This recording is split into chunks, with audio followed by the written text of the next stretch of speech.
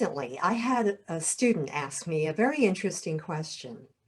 He said, "You always stress that negotiations is a collaborative effort and that it's a partnership, and you both want the problem to be solved. And by the way, reading Getting to Yes wouldn't be a bad idea. But then you also almost always suggest that we read Chris Voss's book, Don't Split the Difference. So which one am I supposed to do?" And I responded with what I thought was a perfectly reasonable response. "Well, no, you take a little bit from both." And then I realized it might be a reasonable response, but it's not enough to actually go with. Because the follow-up question was, look, if what I do is strive to get to yes, don't I stand in danger of giving things up that my team can't afford to lose? Now that was a question that I thought deserved a little bit more thought. Remember, in any negotiation, you're working towards an outcome, but that means you also want to make sure that you take into account the key considerations of your key stakeholders, and that includes your team. Absolutely, we want the client to be happy. I want you to also consider something though. Have you ever met somebody who will ask you for something just to see if you will give it to them? It's not that it was all that important to them. It kind of actually wasn't. As a matter of fact, in some cases, they don't really want it anyway. Is it a test of trust or a test of faith? No, sometimes it's a personality quirk and a negotiating habit. Sometimes it's thinking out loud, and they don't think of themselves as having made a request. They're just thinking out loud.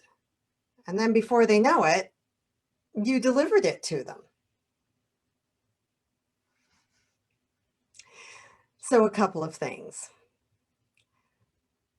Getting to yes isn't going to hurt anybody if, big if you remember where the boundaries are. Think of it as change management on a psychological basis. I did not mean to do that. It's not crazy. It's just change management on a psychological basis, because what you want to do before you accept a request is make note of it, put in the change log, and then evaluate it. How is this going to help? How could this possibly hurt? What is the potential impact if we don't do that? Does it hurt the quality? Does it hurt the delivery? Does it hurt the budget if we don't do that? Will the product of our project still work? Will it still deliver what the client and our sponsor needs if we don't do that? And what is the impact if we do?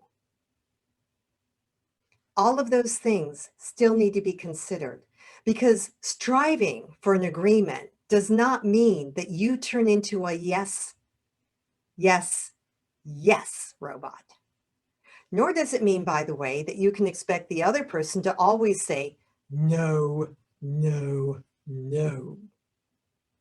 It's a conversation, it's a discussion, and it has to take into account multiple different viewpoints. So keep that in mind as you go forward. Getting to yes is not all about giving people everything they ask for. It's about a serious consideration. So before you go into a negotiation, be very clear about what the potential is for harm to your team. Sometimes people will actually ask for things that they don't want. Sometimes people will ask for things that they don't realize might actually harm the final objective that they're going for.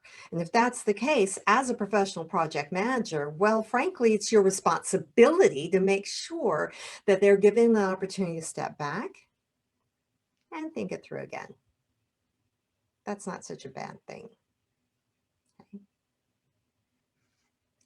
So the first thing I would do, if I were you, is to make sure before I agree to any request, before I accept any change, that I go through a small evaluation of what the benefit or harm of this particular change that's being requested might impact the objective that we're trying to achieve at the end of this project. Okay, that's number one. Keep the objective in mind. Make sure that it is always the focus of any kind of evaluation. Number two, try really hard to avoid a knee-jerk reaction. I've actually heard this happen. That's why I'm bringing it up. Now, I know most of you would never dream of doing this, but I was sitting in on a meeting as an auditor, just, fly on the wall. And I heard words as I was making notes that caused my blood to chill. Here's what was said, and here's approximately the tone of voice that was used. Are you kidding? Do you have any idea how that will impact our schedule? Have you thought this through?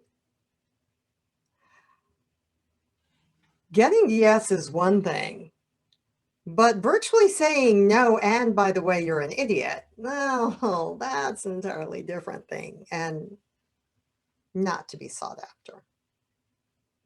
So avoid knee-jerk reactions. Last but not least, if you are going to ask somebody to reconsider their request, if you're going to actually, after a measured evaluation, have to reject or table that request, please tell them why.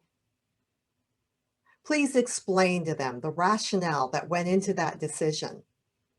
They're pretty bright people, but I'll bet you anything, they are no more telepathic than you are, which means unless you articulate it for them, they're going to be left wondering what was wrong with that request or what's wrong with you for denying that request.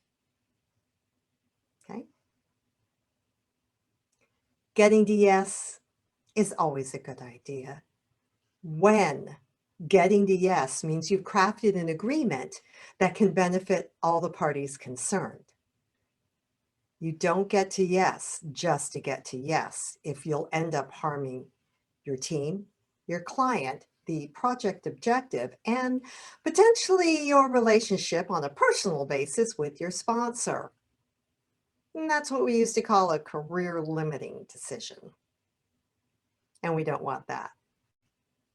After all, leadership-driven project management is about how you apply your personal competencies in the leadership field to achieving greater results in the project management field and helping your team to achieve those also, raising their performance levels.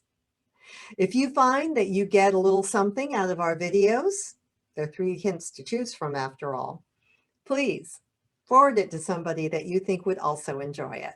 Like or subscribe. We'd love to have you here on a regular basis. I'm KimiKSP. Thanks for joining us.